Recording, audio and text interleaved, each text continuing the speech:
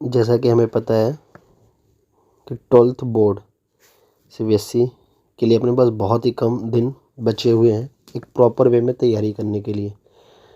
So I hope कि आप सभी की तैयारी अच्छी चल रही हो। तो किसी भी सब्जेक्ट को बेटर तैयार करने के लिए हमें पहले ये पता होना चाहिए कि उसमें क्या पूछ रहा है और कितना पूछ रहा है। उस हिसाब से हम अपनी तैयारी को ओरिएंटेड करेंगे, क्योंकि हमारे पास इतना टाइम नहीं है कि हम किसी भी चीज़ को इतना डीप पढ़ें, ना ही हमें उसे इतना पढ़ के उस पर PhD हासिल करनी है। ओके, तो इसलिए ब्लूप्रिंट का यूज़ करते हैं अपन। This is for physics. तो फर्स्ट चैप्टर है आपका इलेक्ट्रोस्टैटिक। ओके, इलेक्ट्रोस्टैटिक और इलेक्ट्रिक करंट को मिला के आपको टोटल 17 मार्क्स का आस्क होने वाला है। ठीक है, 2 चैप्टर 17 मार्क्स, आपको इस हिसाब से पढ़ना है।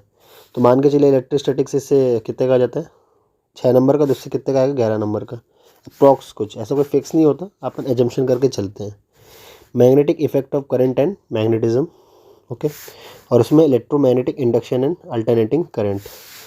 तो आपको पता है कि ये 2 चैप्टर्स बड़े हैं, ये 2 छोटे छोटे चैप्टर्स हैं, इनसे टोटल मिला के 18 का आना है। तो आप मान के चलो कि 10 नंबर तक कैसे आएगा और बचे 8 नंबर कैसे आएंगे। इसमें भी आप डिवाइड कर सकते हो कि एक क्वेश्चन अल्टरनेटिंग करंट से आएगा। अल्टरनेटिंग करंट से भी क्या आता है, LDR सर्किट, LCR सर्किट आपका फिक्स है, मोस्ट इंपॉर्टेंट टॉपिक है। या फिर एक डिवाइस आती है ट्रांसफार्मर। आई होप कि ये सब आपको पता होगा। इलेक्ट्रोमैग्नेटिक इंडक्शन से आपका क्या आता है, कोई भी एक numerical type. Okay, I hope आपको समझ में आ रहा है आपको कैसे पढ़ाई करनी है। सो अपन आगे बढ़ते हैं। तो नेक्स्ट चैप्टर है आपका इलेक्ट्रोमैग्नेटिक वेव। ये फर्स्ट बुक का लास्ट चैप्टर है, और हालांकि इससे एक क्वेश्चन ही बनता है। छोटा सा चैप्टर है, 5-10 पेज का है। इस पर क्या क्या एप्लीकेशन ऑफ वेव्स है और एक डिस्प्लेसमेंट करंट है। एक डेरिवेशन इंपॉर्टेंट है इसका डिस्प्लेसमेंट करंट का, और एक न्यूमेरिकल टाइप बनता है कि कोई वेव की इक्वेशन कैसे लिखी जाती है। ओके, तो आपको ये 3 टॉपिक्स इसमें अच्छे से पढ़ने हैं, और इसने कंसीडर करके साथ में बता रखा है। तो ऑप्टिक्स आपका सेकंड बुक का फर्स्ट चैप्टर है। ओके, तो ऑप्टिक्स में 2 चैप्टर आते हैं, एक वेव ऑप्टिक्स आता है, एक रे ऑप्टिक्स आता है। आई होप ये सब आपने ध्यान दिया होगा। तो ये टोटल 17 नंबर का इन दोनों को मिला के, तो मेन वेटेज तो आपका ऑप्टिक्स का ही रहने वाला है। ये अप्रॉक्स 12 से 13 नंबर का आ जाएगा, इसमें 5 से 6 नंबर का आएगा।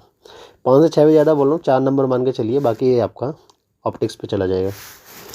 Dual nature of radiation and matters and atom and nuclei. Atom एक अलग चैप्टर है, न्यूक्लियाई एक अलग चैप्टर। ये दोनों कैसे पूरे थ्योरी बेस्ड हैं। ओके, तो थ्योरी आपको ज़्यादा टफ नहीं पड़ेगी, क्योंकि लास्ट के चैप्टर आपके बहुत ईजी हैं, और इससे 11 नंबर का आपका ईजी टेकिंग है। अगर आपने 2 से 3 बार NCERT रीड कर ली तो आप ये 11 नंबर आराम से पा जाएंगे। नेक्स्ट चैप्टर आपका इलेक्ट्रॉनिक डिवाइस, इसमें आता है सेमीकंडक्टर। मोस्टली आपका पार्ट इससे एलिमिनेट कर दिया गया है, केवल इसमें बहुत सिंपल सेमीकंडक्टर्स बचे हैं, PN जंक्शन बचा है। ओके, और कुछ डायोड्स बचे हुए हैं। तो ये 7 नंबर भी ईजी टेकिंग है। अगर आप चाहते हैं कि मैं हर चैप्टर से इम्पोर्टेंट टॉपिक्स आपको बताऊं, तो प्लीज़ हमारे चैनल को सब्सक्राइब करें, लाइक्स करें, कमेंट करें। Thank you.